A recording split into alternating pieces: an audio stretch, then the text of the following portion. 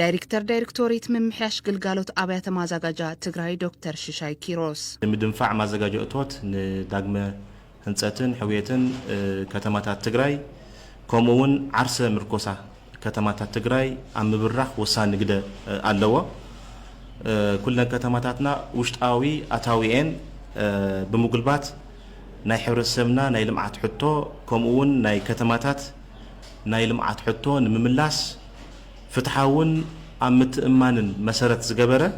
ማዘጋጃ እቶት ንምእካብ ቢሮና ንዝሓለፉ 3 ኣዋርሕ ቅድመ ምድላዋት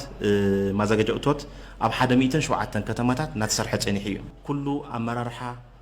ሰሞያ ማሕበር ቢሮ ልምዓት ከተማን ኮንስትራክሽንን ከምኡውን ዝተፈላለዩ መዳረክ ኣካላት ከም ንግዲ መንግስታዊ ፋይናንስ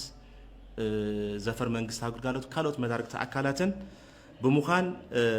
ነጋዳይ መካለይትን ዳኣንትን ኣብ ክፍሊት ግልጋሎት ማዘጋጃ በቲ ዝተነጸረ ትልሚ መሰረት ምድላው ምዕራፍ ተወጊኑሉ እዩ ኣብዚ ዓመት ኣብ 107 ከተማታት 14 ቢልዮን ብር ንምእካብ